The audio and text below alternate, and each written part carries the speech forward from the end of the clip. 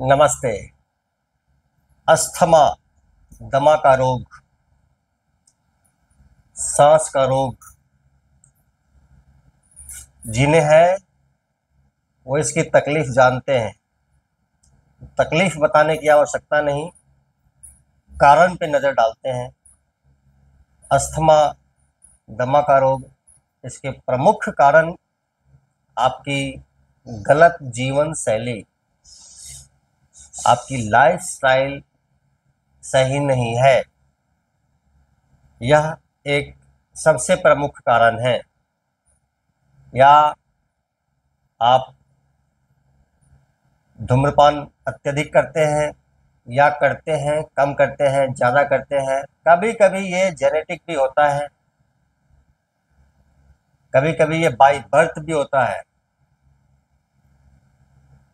या आप प्रदूषित वातावरण में रहते हैं, या जहाँ काम करते हैं, जहाँ रहते हैं, वहाँ का वातावरण बहुत ही प्रदूषित है, वहाँ पे प्रदूषण ज़्यादा है।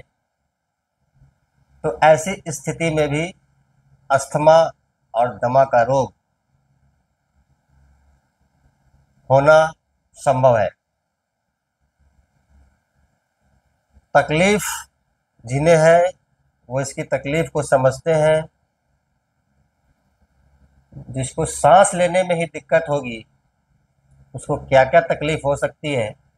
सो नहीं सकता है, जो सोएगा नहीं वो यहाँ मानसिक रूप से परेशान रहेगा। बहुत सारी समस्याएं, मन की समस्याएं, मस्तिष्क की समस्याएं, ये अनंत गंभीर रोगों को शरीर में जन्म दे देता है। तो कारण को हमने समझा। पौष्टिक आहार, यह भी बहुत आवश्यक है। कारण को हमने समझा।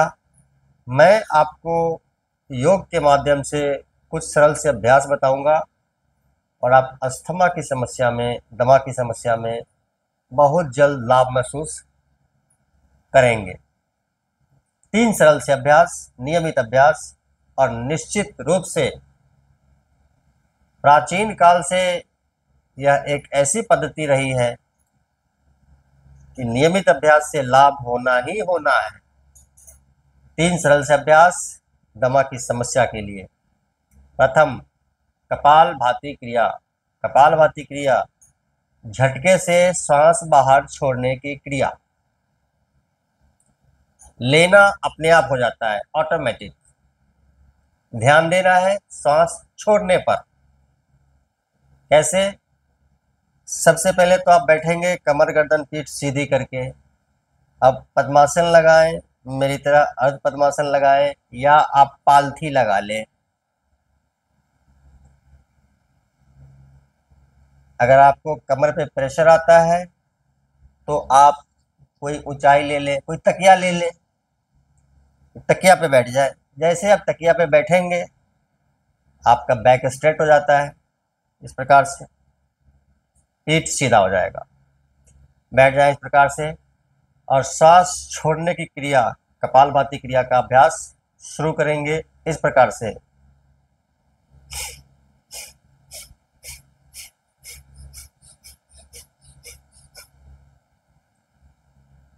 आप देखेंगे कुछ लोग कपालभाति क्रिया का अभ्यास तरीका गलत, गलत तरीका, गलत परिणाम, इस प्रकार से करते हैं।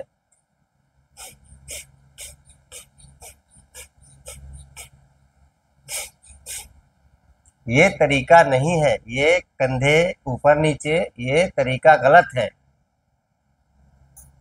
कपालभाति कर रहे हैं, सारा फोकस यहाँ, सारा फोकस सांस पर। आंखें बंद करके फिर से देखें, आंखें बंद करके। जब भी सांस बाहर निकालेंगे पेट पिचकता है, अंदर की ओर जाता है। देखें, सांस बाहर निकलेगा, पेट कैसे अंदर जाता है।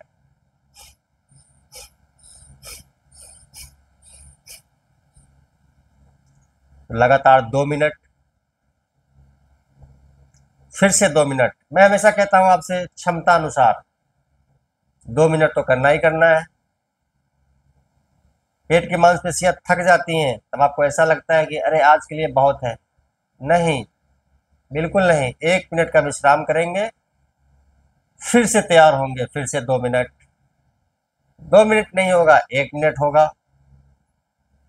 तो इस प्रकार से आप 6 मिनट, 3 हिस्से में विश्राम लेते हुए 1-1 मिनट का, 6 मिनट का अभ्यास, कपालभाति का अभ्यास फेफड़े के लिए, जो झटके से हम बाहर सांस बाहर फेंकते हैं, फेफड़े के लिए यह एक बहुत ही अद्भुत क्रिया है, कपालभाति क्रिया। आपने देखा, समझा, अभ्यास कीजिए। द्वितीय अभ्यास, दूसरा अभ्यास आ जाते हैं पीठ के बल। करेंगे पवन मुक्तासन।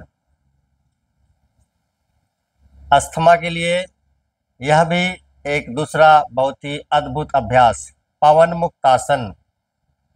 मैं सभी दृष्टिकोण से आपको बताऊंगा, क्योंकि यह अभ्यास देखने के बाद मुझे बहुत सारे प्रश्न आते हैं कि मैं तो ऐसे नहीं पकड़ सकता, मैं तो ऐसे नहीं कर सकता, मैं तो वैसे नहीं कर सकता।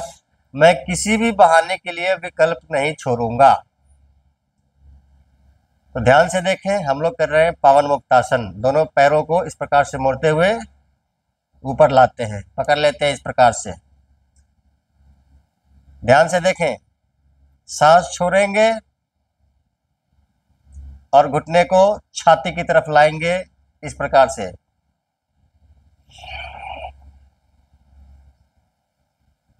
पाँच 5 सेकेंड। और यहीं पर मस्तक उठाएंगे और नाक को लेकर चलेंगे घुटने की तरफ।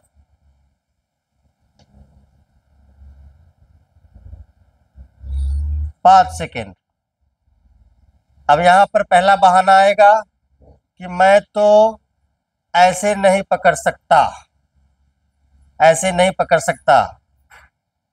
तो मैं आपको बताऊं, आप ऐसे पकड़ लीजिए, अलग अलग हाथ से ऐसे पकड़ लीजिए और इसको दबाइए, मस्तक उठाइए।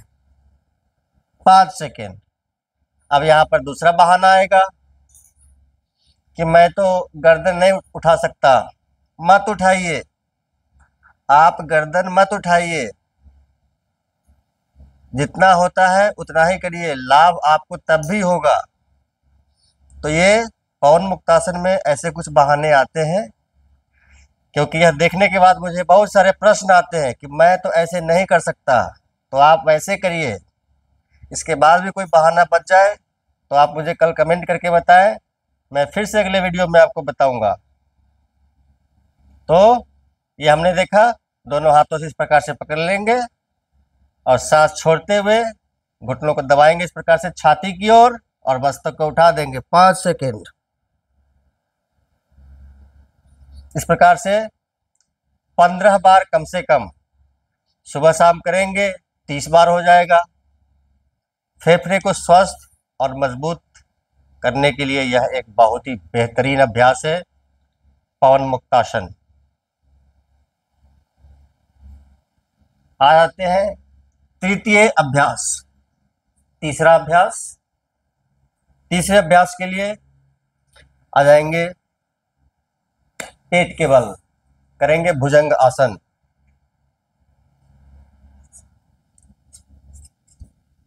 बहुत ही बेहतरीन अभ्यास है ये, आपके फेफड़े को,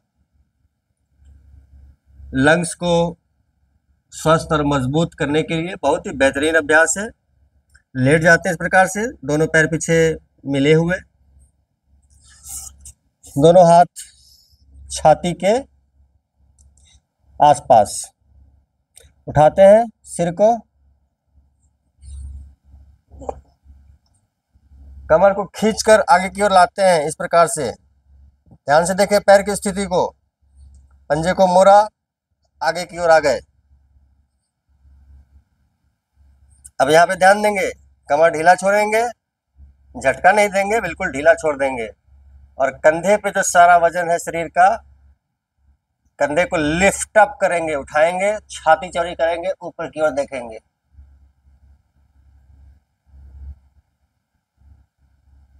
अब यहाँ पर एक बहाना आएगा, मैं ऊपर नहीं देख सकता, गर्दन में दर्द होता है।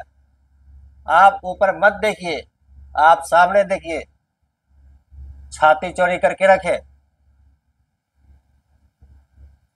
करीब 1 मिनट। धीरे धीरे वापस।